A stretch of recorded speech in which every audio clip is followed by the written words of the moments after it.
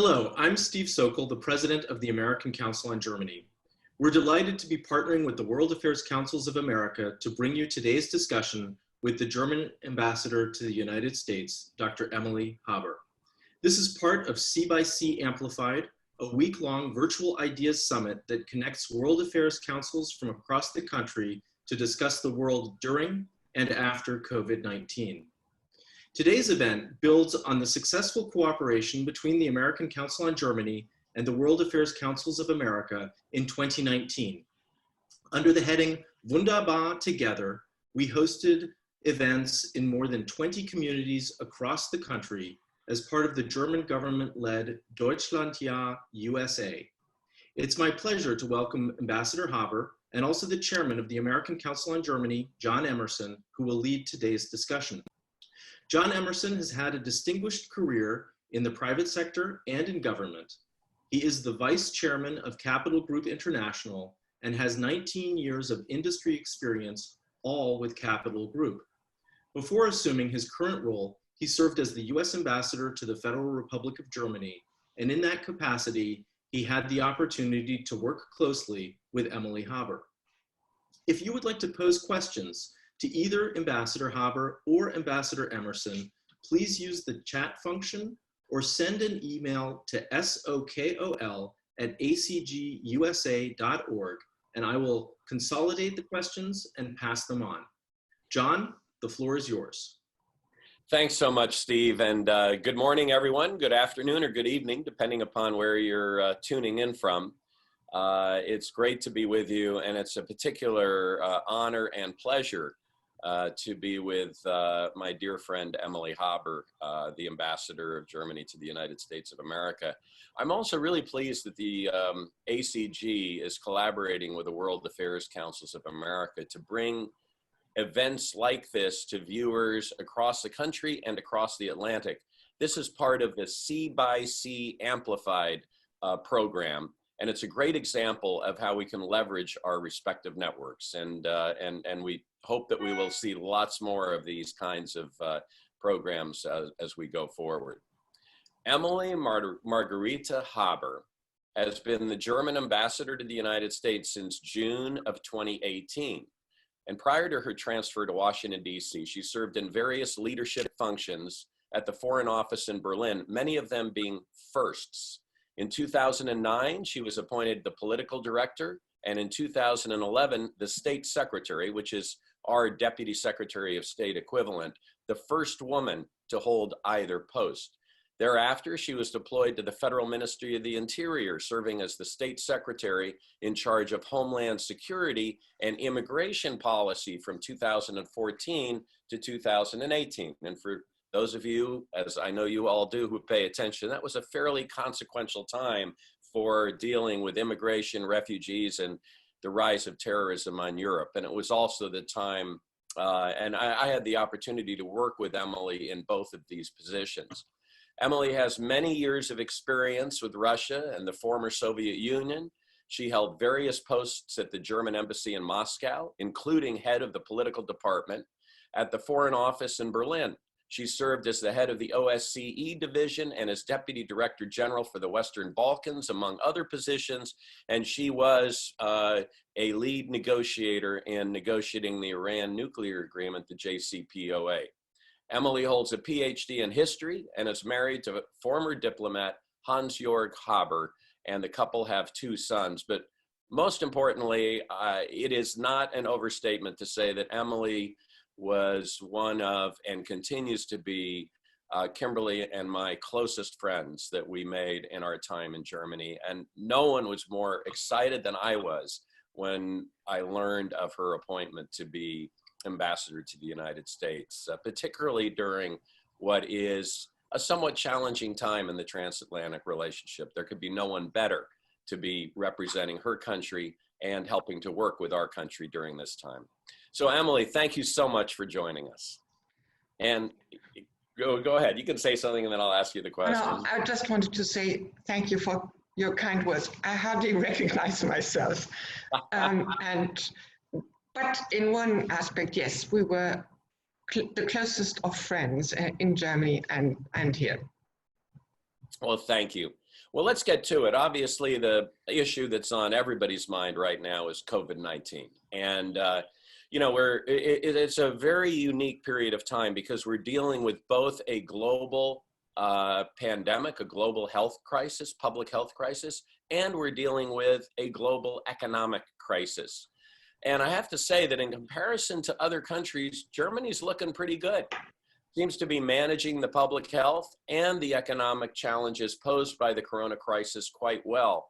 Lowest death rates anywhere in the world, and extensive testing and training, treatment protocols that have been implemented.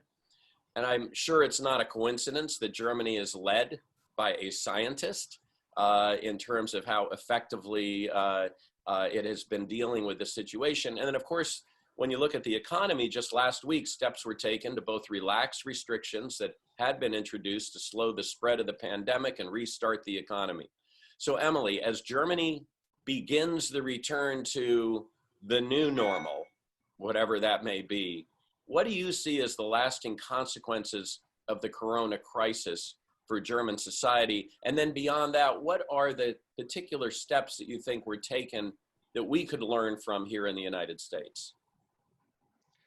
To the first part of your question, I advise caution. It's still very early days. And we are pursuing an incremental approach in returning to what you call the new normal. Also, the observation is in place that many of the steps we've taken during the crisis very much resemble to steps that have been taken here. The lockdown, the quarantining, the closure of borders, the intensive testing, the contact tracing, and so forth. Also, I would assume that there's no template because policies and steps depend on a lot of things. That is the institutional and the federal setup, for example, or demography or geography and so forth. The German case had one particular, or perhaps two particular features. The first one was that a German scientist had developed a test even before the WHO had concluded that human-to-human transmissions were possible. And this test was recognized by the WHO and then quickly mass-produced. It gave us a head start, if you like. And intensive testing and contact tracing, both are interlinked, were crucial to the way we handled the crisis. We tested everyone, not only in hotspots, but across the country. We tested people, we traced the contacts, and we tested the people in order to determine how contagion and how the virus traveled. I believe that the death rate, which in fact is probably the lowest worldwide so far, was in part at least dependent on early testing and preparation of the healthcare system. We increased our intensive care units by about 50%, including respirators, which meant that we could hospitalize people early on.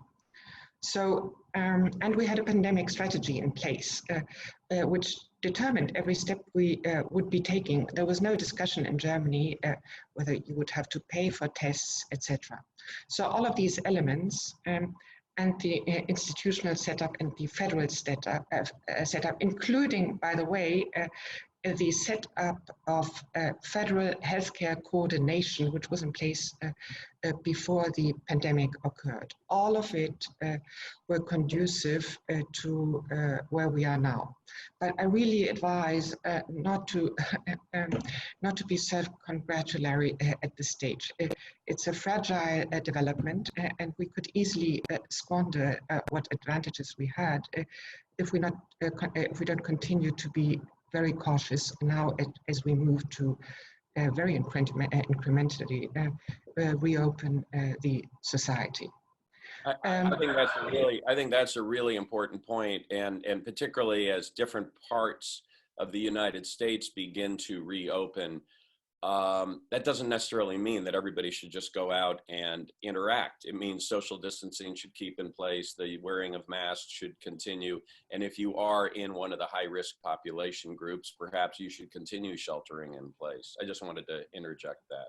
Yes. As you mentioned, the economic crisis as well, yes, it's true.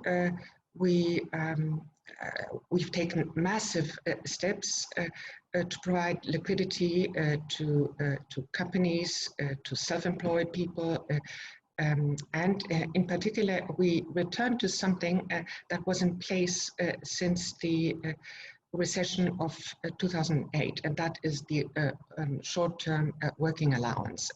It allows companies to keep their workforce and they're being refunded or recompensated for the either short hours or no working hours by the state, which pays about between 60 to 67% of the salary.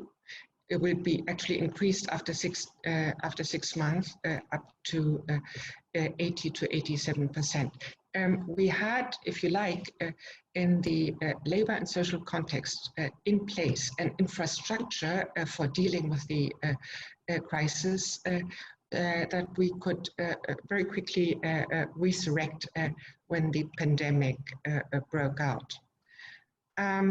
But even though our unemployment figures are very low, it is correct to observe that we have had over 10 million applications for short-term working allowance, which tells you something about how large the unemployment figures would be if the infrastructure hadn't been ready to use. If you compare it with 2008, then it was over 1.4 million, I think, that applied.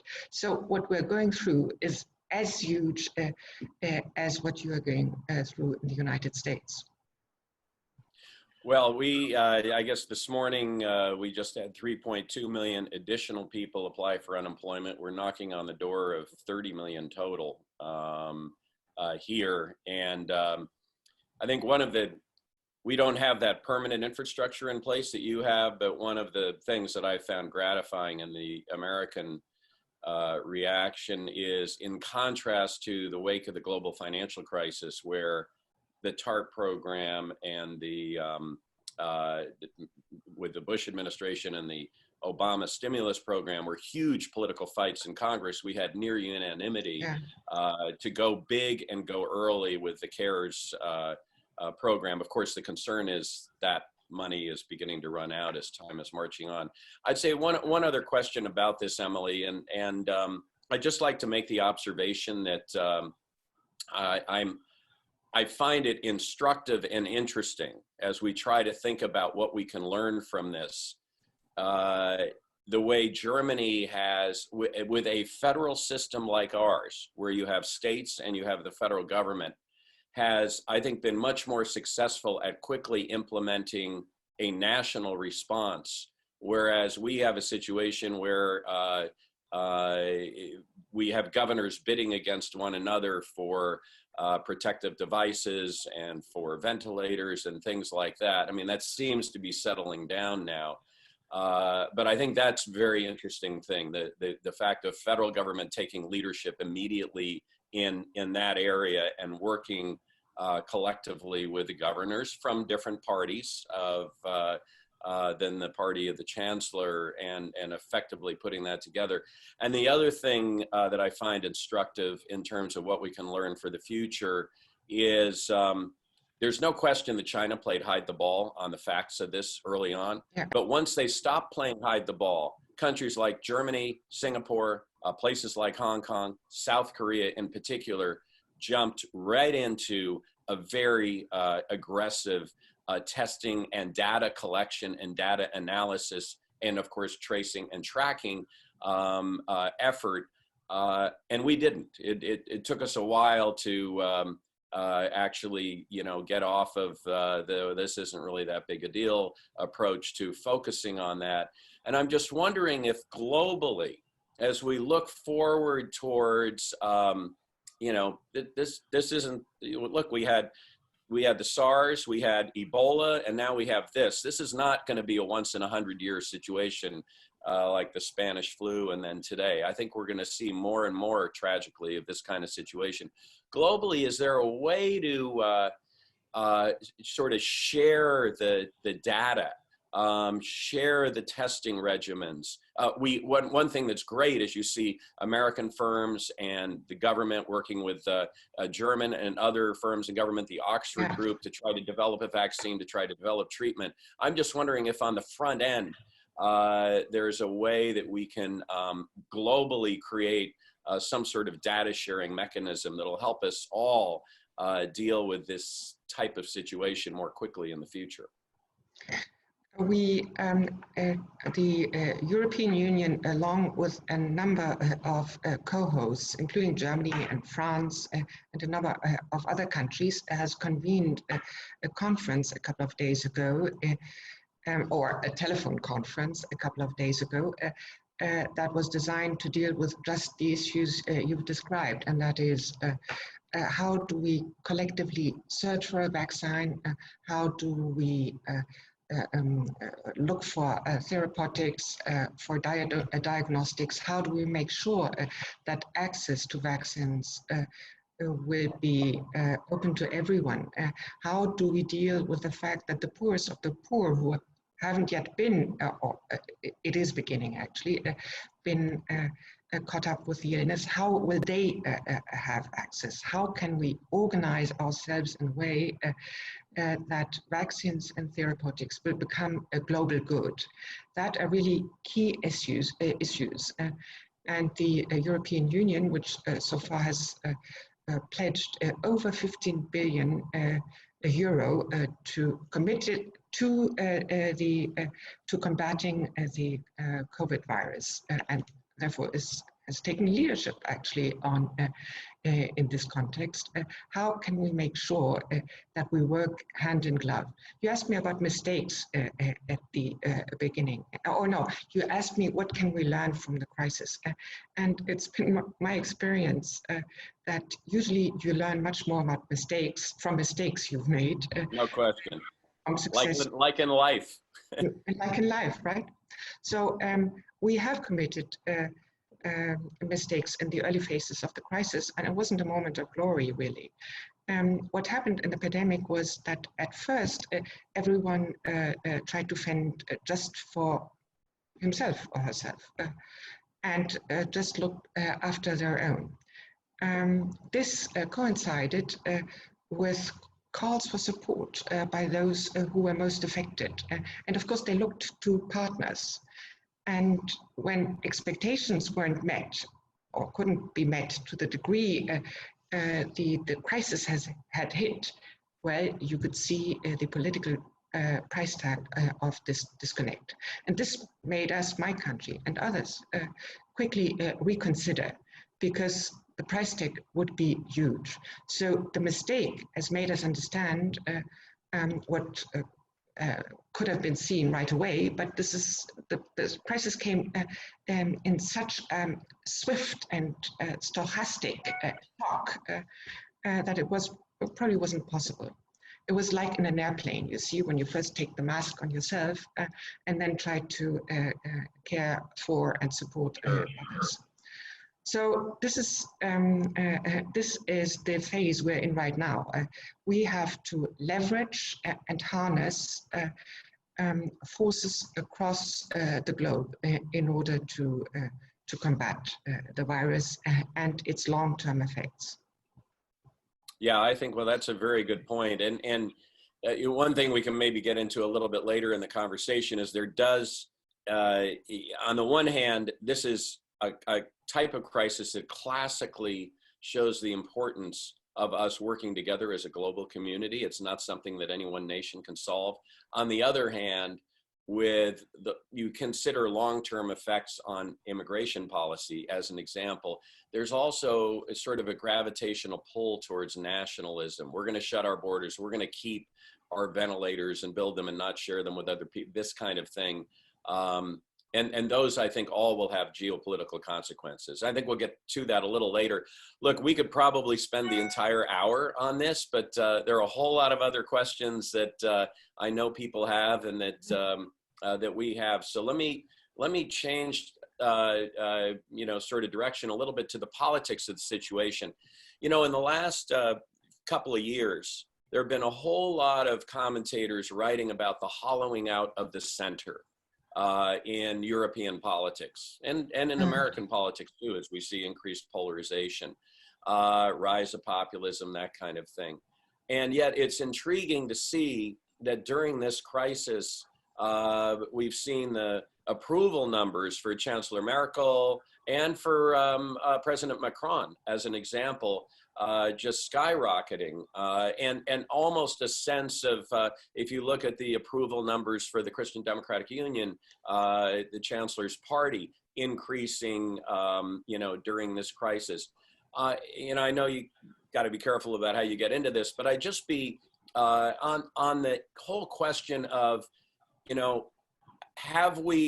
do we have a chance to reverse the hollowing out of the governing center in many countries in Europe? Obviously, Viktor Orban and Hungary sort of moving in a different direction. But do you see that as a possible silver lining that may come out of this, a movement away from polarization and towards a coming together in terms of governing in European politics? What you described with respect to some of the leaders in Europe is true, but it's not surprising. Usually, you would find that in a huge crisis, people will rally around the flag. And it seems that not only, by the way, it's not only around the Chancellor. She was credited, it's true, with being capable to explain the complex science of the crisis. But the credibility and trust was accredited to the entirety of the government, and not only in Germany, in other countries too. But listen, this is still early days. We don't even begin to see what the effects of the crisis will be. It's like on a beach when the water hasn't receded and you're not able to see the patterns in the sand. So I would say it's early days. Now, we have since 2008 gone through a number of crises, beginning with the financial crisis in Europe, but also across the globe. And then in 2015, the migration crisis. And this has made us very inward-looking over the past 12 years. It has also, as you pointed out, produced some degree of polarization and certainly fueled populist movements across Europe and elsewhere. But what we tend to overlook is that, yeah, it's true, populism and polarization were children of the crisis. The crisis have also produced the contrary of hollowing out the center. They have produced mechanisms and setups that were reinforcing the center and providing capabilities to deal with the very crisis. I think of the institutional framework we in particular created in 2008. It wasn't as strong in the migration crisis, but also there you see at least the beginnings of it. So what is the pandemic and the experiences, what will the pandemic and the experiences we've made with the pandemic, what will they produce? So far, we don't see a rekindling of populist sentiment, but it can happen.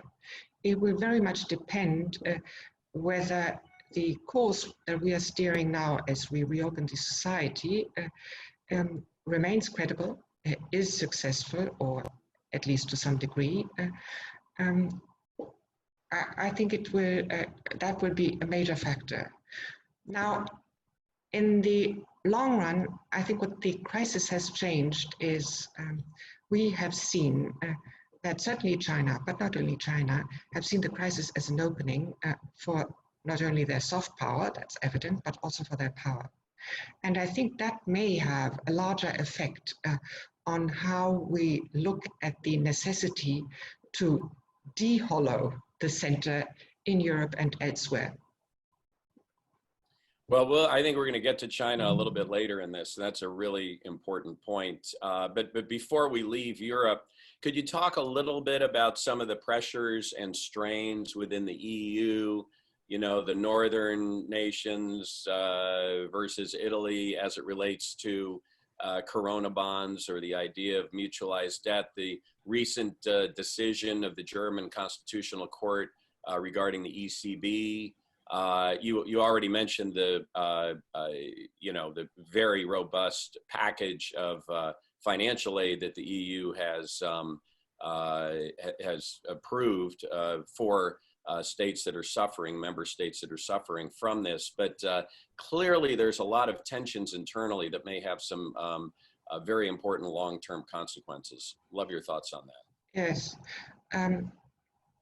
Whenever I discuss these issues here, I note that the way you look at discussions in Europe is exclusively through the prisms of differences. And of course there are differences. The European Union is a huge union, and countries come with different layers of experiences and historical experiences and societal setups, and they're all different, or the way you conduct an economy is very complex, and so are the discussions. But the truth, and I should add, many of the discussions we are conducting today come with a legacy, and that is the legacy of the financial crisis. We've had these discussions already then. But I find it's not sufficiently noted that we have thrown overboard, many of the countries in the north, for example, have thrown overboard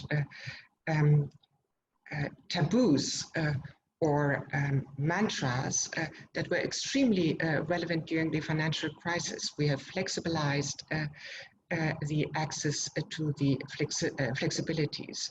We've made sure that the relief packages would not be subject to tough conditioning. Actually, there are practically no condition. There's no oversight the way we had it during the Troika status quo. So we are in an entirely new chapter. And now you see the bonds discussion that reopens right away a whole set of associations which are, well, plainly put, also ideological ones. Why not look at the fact that we, beyond the recovery packages we have already put forward, we are discussing now a recovery package which would be huge again and designed to mitigate the effects of the economic downturn and help people to seek a rebound. So yes, we are having discussions. How could we not? There are different traditions of economic and financial thinking, but we have established so much common ground, and that is something that is usually eclipsed in the perceptions here. How do we, you think we're taking sufficient steps to avoid a situation where politically in Italy, 2 years from now, 5 years from now, I'm concerned about what we're hearing from some of the politicians there. There isn't a sense of the EU wasn't there for us during our moment of existential crisis, so why should we be part of the EU? You see that as a risk? I hear that. But listen, take a step back and X-ray the situation. What happened was that in the early weeks, when Italy was really hit hard, solidarity was not sufficiently shown. There was a stop of exports.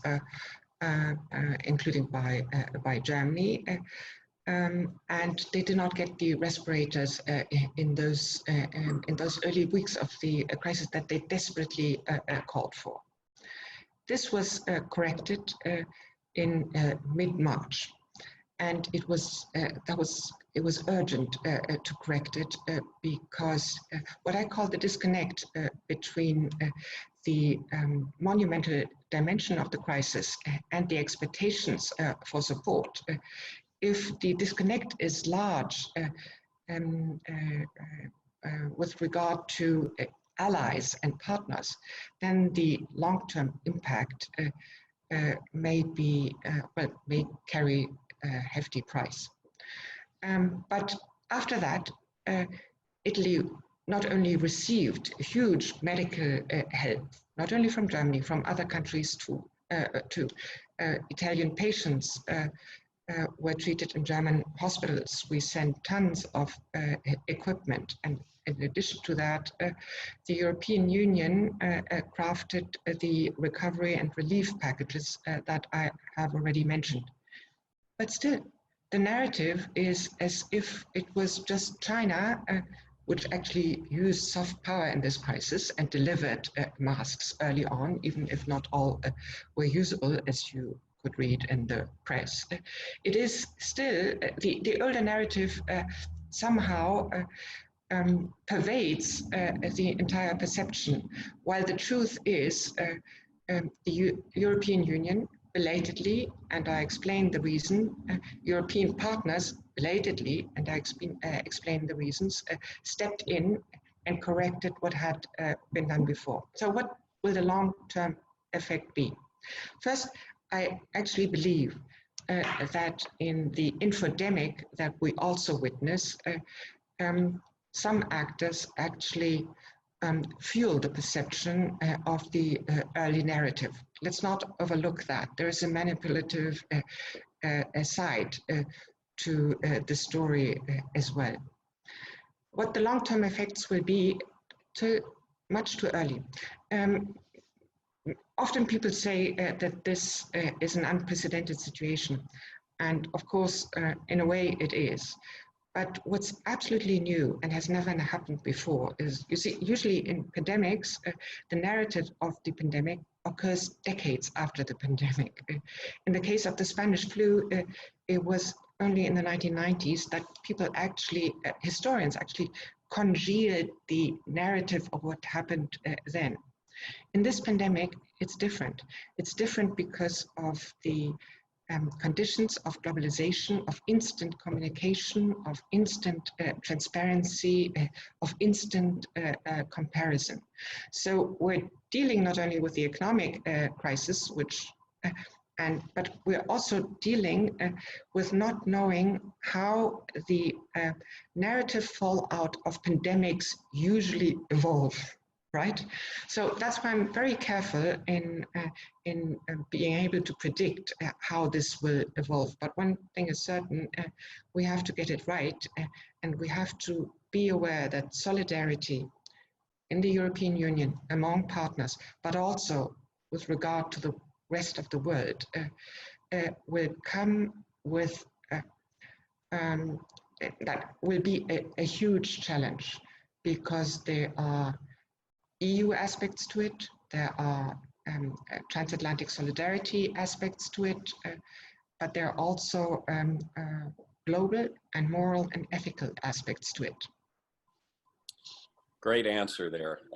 Let me ask one more question about the EU, and that this comes from a viewer, and then I think we'll pivot to China. And that is regard to the fact that obviously in a month or two, the Chancellor assumes the presidency of the European Council. I know that the initial focus was going to be EU-China relationship with the summit coming up, I think in September in Germany. How has this pandemic, this crisis, changed what the agenda will be for the Chancellor's presidency of the European Council? Oh, it sure has changed the agenda. A lot of work went into the preparation of this presidency, but it's obvious that present circumstances we'll have to rewrite the focus, and we are in the course of rewriting our focus. That's what I meant. The focus will be on the pandemic, dealing with the economic consequences of the pandemic, readjusting the budget and the financial commitment. It will continue to be on climate change, which is a huge issue that seems to have taken backstage, but is just yet another writing on the wall regarding global crisis and global changes. The Chancellor has said in a conference telephone conference again, that recently took place, that we need to use the present crisis for innovation, not least for innovative steps in reducing the fossil fuels. Our ambitions for reducing fossil fuels have to be redimensioned, and we want to be more ambitious, and we want to use the crisis as a stepping stone for dealing just with that. We'll also have to look at, how shall I call it, at aspects where the European Union and the crisis has shown where we have been dependent or reliant on others, and where it prevented us from taking a swift action. So we'll have to look into areas where we can become more self-reliant in dealing with crisis of this magnitude. Let's pivot to China then, and you know, a couple of 2 or 3 areas we could get into there. But initially, how do you see this pandemic impacting the European relationship with China? I know there was a lot of thought going into that. I know there's great manufacturing of German companies in China.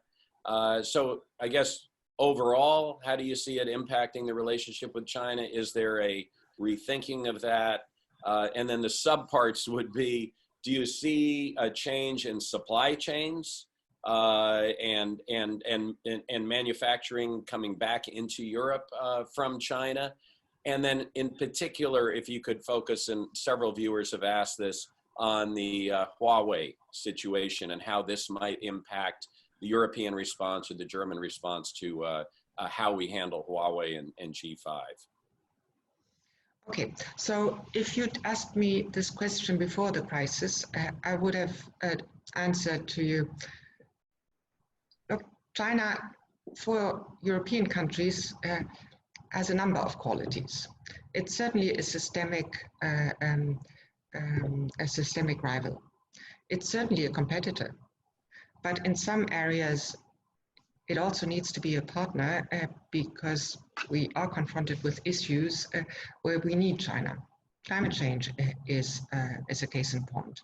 I'd also say if we want an inquiry on what happened and why the pandemic occurred and what steps have been taken and what steps have not been taken, thus allowing the virus to spread, well, we'll get that only if China is willing to cooperate and willing to produce transparency. Now, would this be the answer that I will be giving to you now as well? No, to some extent, the crisis has changed or has moved things on. What we have seen in the crisis early on was that China saw the crisis as an opening. It saw the crisis as an opening for Chinese soft power. Think of the relief deliveries that it provided. There's nothing illegitimate about that, but it wasn't entirely innocent either. It has also stepped up in tone, in rhetoric, its posture. You saw that when Australia called for an inquiry and China responded by saying, well, we'll think about Australian products in the Chinese market, thus weaponizing economic contacts. We see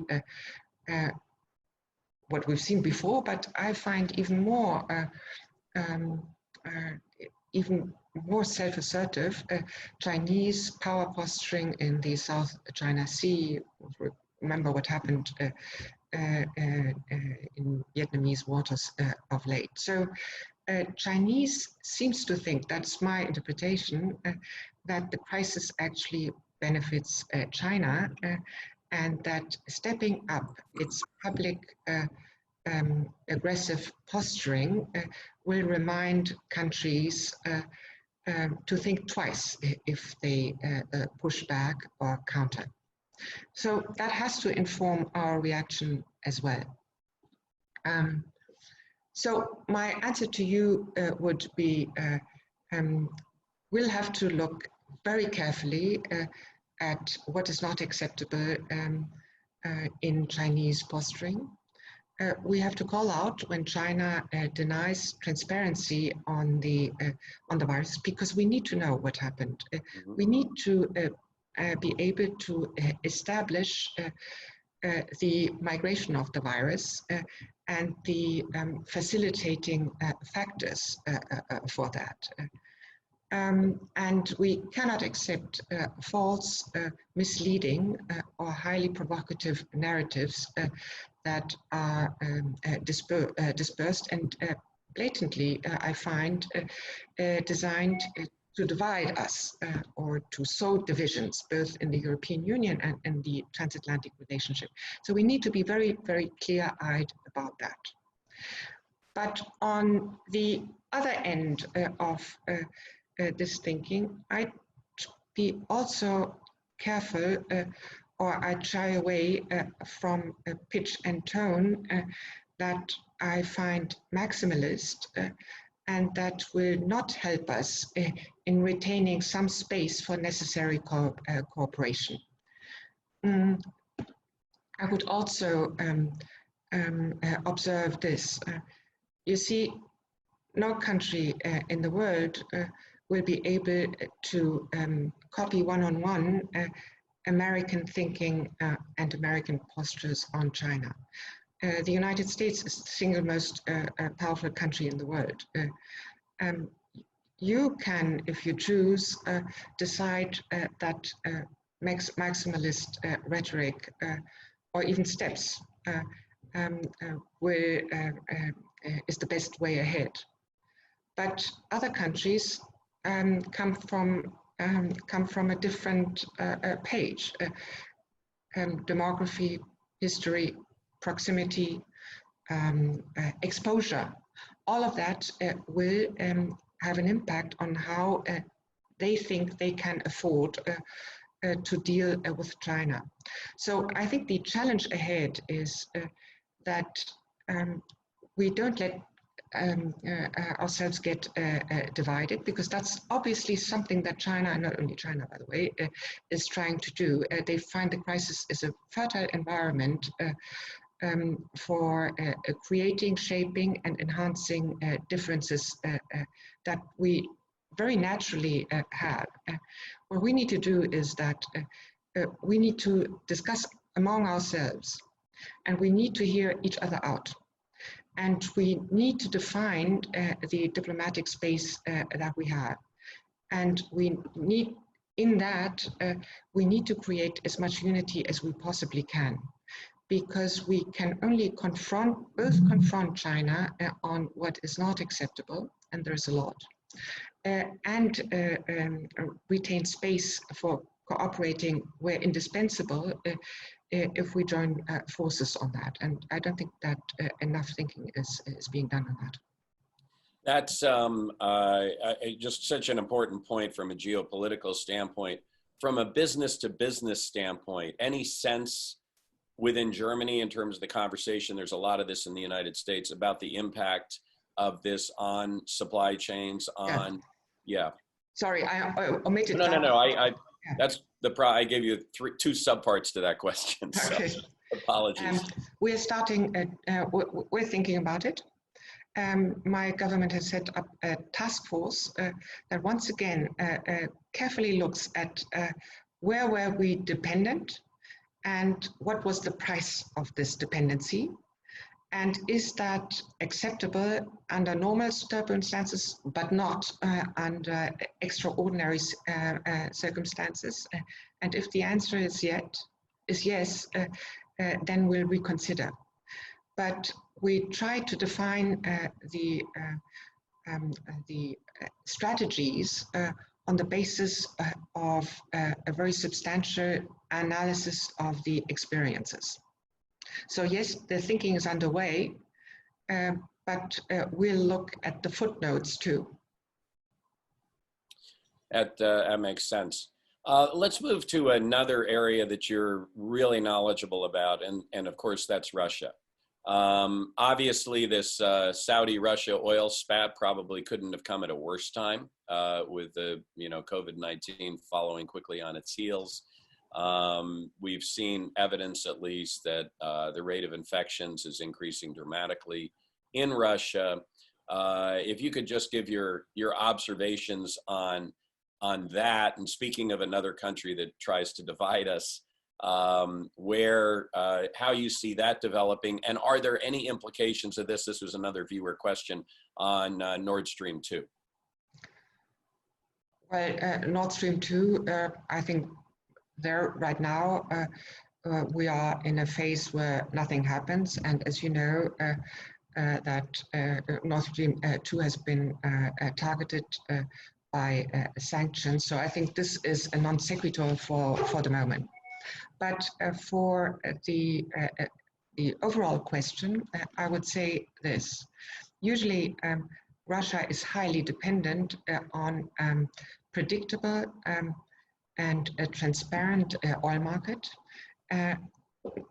On high prices, that's true, but I think they place more importance on predictability of prices than necessarily on only a high price, if that comes with unpredictability. It's important because about 60% of the Russian budget comes from energy-related sources. So the free fall of the oil price had an effect on the Russian budget, and that's something that Russia cannot entirely ignore. I'm quite certain, though, that Russia was carefully studying the effects of the fall of the oil price on the American fracking industry as well, and was studying the long-term effect of this and how this, in turn, long-term, would re-affect the capability of Russian oil businesses to fare in future. So it's very complex. It's a very complex equation, but I'm sure that was factored in when dealing with Saudi Arabia. Also, let me add, because there was a subset in this question too, yes, Russia has used the crisis as well. We've seen it in the use of narratives. We've seen it in the use of negative and divisive narratives. And I am quite certain that they see the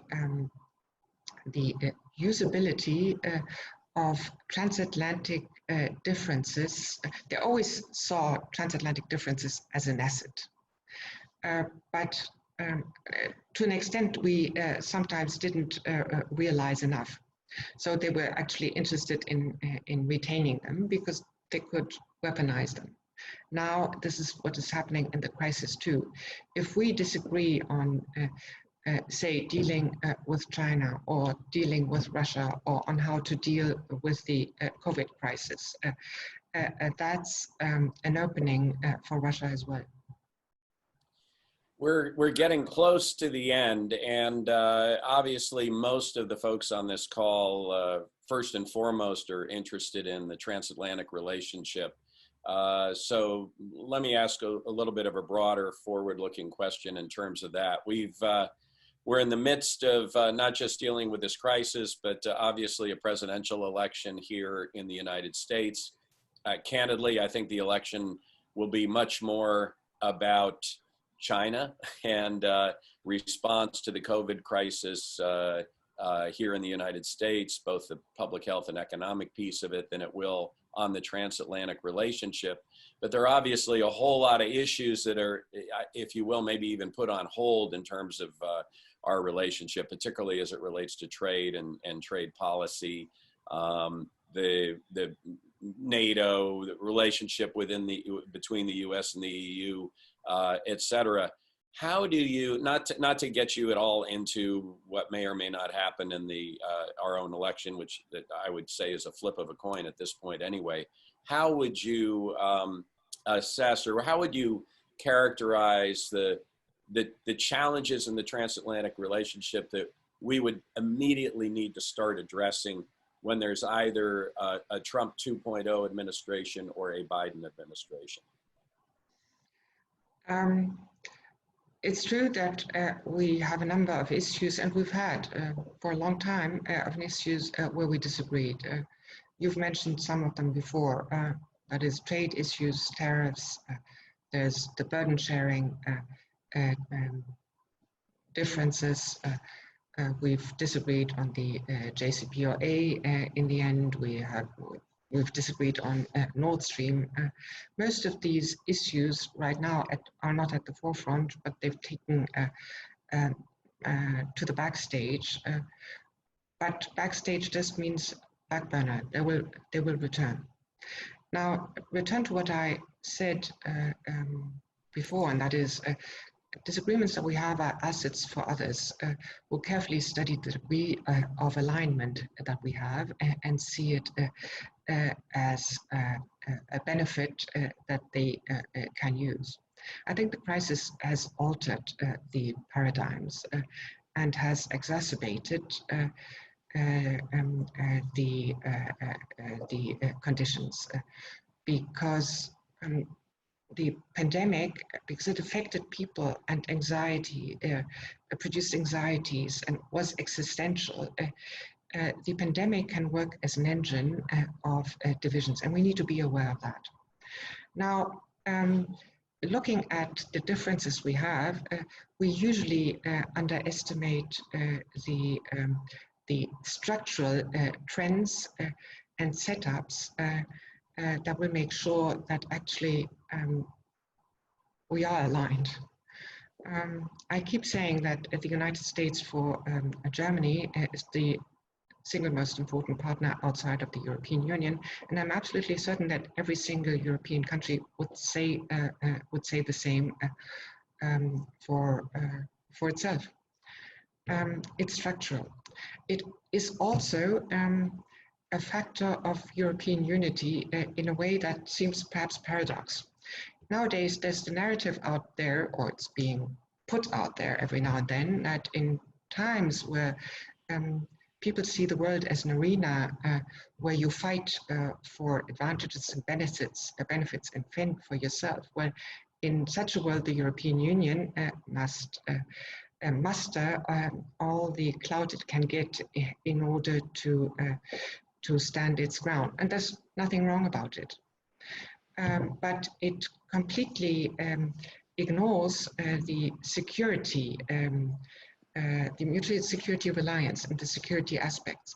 It also ignores something else. And as we have the 8th of May tomorrow, and that is the 75th anniversary of the end of the world, this observation is in place. For countries like Poland or the Baltic states and their tragic history, the American military guarantee and the security that America provides is part of their identity. And it is therefore part of the European conversation as well. So if we talk about European clout and transatlantic relationship, people often do not realize to what extent they're interconnected. And then finally, I will say this. if you'd asked me what the effect of this global crisis that we live through is, and to what extent it is necessary, why it is necessary to get it right, I would answer, it's about the huge legacy and the monumental investment that had come from what people call the American century. And our collective clout and our credibility depends not only on how we uphold our democracy and diversity in our respective democracies, but it will also transpire in the way we deal with one another. People forget that. But countries that have no alliances or allies, like Russia and China, and all of the countries that deal with both, they know that. The way we deal with one another, and that means the transatlantic relationship, is also part of our soft power. Beautifully put. Great. That's a great note to close on. And before I throw it back to Steve Sokol, our American Council on Germany president, to wrap up, let me just, Ambassador Haber, wish you and your staff and your family and your team the very, very best. Stay safe, stay healthy. Thank you so much for spending this time with us here this morning or this afternoon. And we could have gone on. We didn't talk about Brexit or Iran or all these other topics that came up. So hopefully we can do this again in the not too distant future. But Steve, let me throw it back to you. Well, thank you, John, and Emily Haber. A huge thanks to you both for this wonderful conversation. As John mentioned, lots of topics came up, and I also want to thank all of our viewers for such an engaged conversation via the chat and via email. There is a lot more for us to talk about, and so maybe we can do this again at some point in a few weeks. But really, I just want to thank you both for this incredibly informative and insightful conversation. I also want to thank the World Affairs Councils of America for partnering with the American Council on Germany and for including this event as part of the week's Virtual Ideas Summit C/C Amplified. So a huge thanks to you both, and of course to you both, but also to all of our viewers. Stay healthy and stay safe. Thank you, my friends. Stay safe, all of you.